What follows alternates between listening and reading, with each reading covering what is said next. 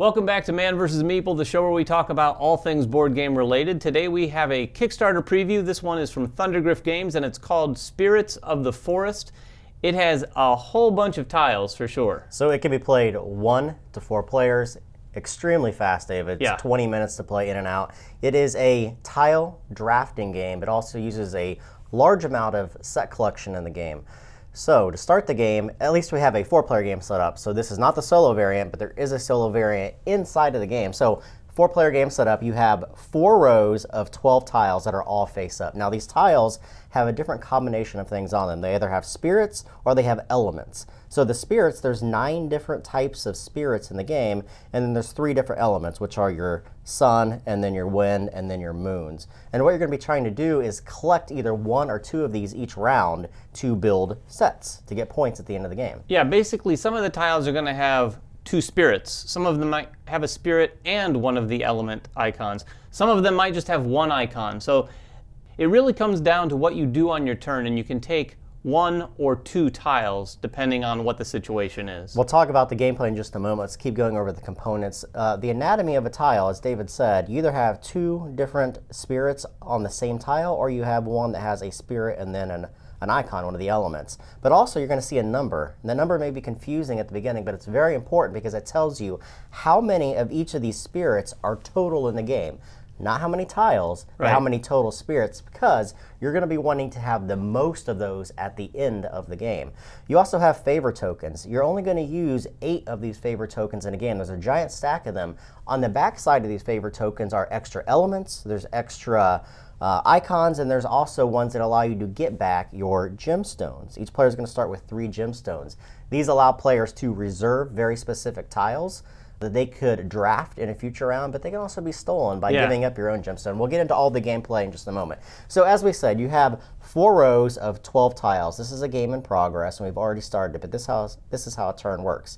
You're either allowed to take 1 tile with 2 of the same icons on it, or you're allowed to take 2 tiles each with 1 icon on it, but they have to be from the same exact spirit. Right, so they have to be the same spirit. The other thing is you see they're color coordinated, so you can see that these 6s are the same color, but this one has 2 and this one has 1. So you couldn't take both of those. Your best bet would be to take the 2 6 and then perhaps maybe reserve this 6 if you're wanting to go heavy in that one suit. Or you could take 2 from the same type, and that can be done in one of 2 different ways.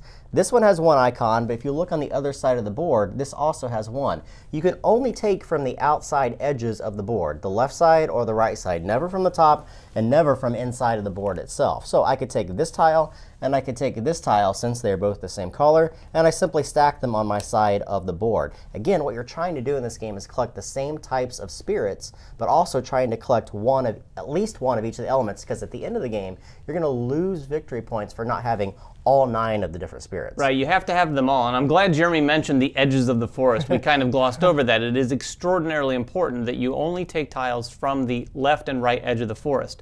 Another thing you can do, if you're looking to get 2 tiles, say this example right here, these 7s with this spirit, I could take this, and now this tile has now become the leftmost edge of the forest, so I could take it as well for my next turn. And what you're allowed to do at the end of your turn is you're allowed to reserve one of the different tiles anywhere in the game. It doesn't have to be on the edge. It can be in the center, anyone that you so wish, and you simply take your gem and you place it there. Now, the importance of the gem is that it reserves that one for you, but people can still steal those from you. Yeah, it's not completely reserved. And the only way to do that is, say the next player, the green player, really wanted this tile, they would give this back to me, and they would take one of their gems and remove it from the game. Those are a finite amount. There is ways to get them back by getting very specific favor tiles in the game and getting those back into play. But you could find yourself at the end of the game where a lot of people will reserve tiles and you have no way of getting those because you've used all yours. You've jettisoned them out at the very beginning of the game. Yeah, it's really interesting because it takes the whole concept of a reservation token and makes it into a bit of a currency. You have very few of them, but it is a little bit of a currency that you can use. You just, like Jeremy said, don't want to be caught at the end of the game without any. So you're going to keep doing this turn after turn until all of the tiles have been expended. Now, some people will be collecting these favor tokens, and at the end, they're going to reveal all of them, and they're going to put them with the very specific column that matches that particular type of spirits. Then players are going to count the number of spirits they have in each individual one. And the player that has the most, and only that player, is going to score the number of icons they have for each individual spirit. Right, you're going for majorities in each spirit, and like Jeremy said, those tokens can really come into play because that's hidden information throughout the game. So as you're playing the game and you see that I will have 2 of this spirit now, I know that there's only 7 out there. Yeah. You can play the game and kind of figure out, okay, as soon as I have 4, I'm good, I have the majority. Except someone might have taken maybe 1, maybe even 2 of that same spirit in tokens and actually taken that from you. Exactly. Again, you're going to score the number of points depending upon how many of those icons you have. So say, for instance, I had every single one of these orange tiles. There's 8 of them in the game. I would score 8 points if I'm the only person to have those. Then you're going to look at all of your different elements. As we said, there's the moon, there's the sun, and then there's the wind. That's these different types of icons. Again, that is a majority win. The person that has the most suns, the most moons, the most winds are going to score how many icons they have. For each one that you don't have, either it's a spirit or it's an element, you get -3 points for every single type that you don't have. Right, so you do have to diversify a little bit. You can't go long in any one type of icon.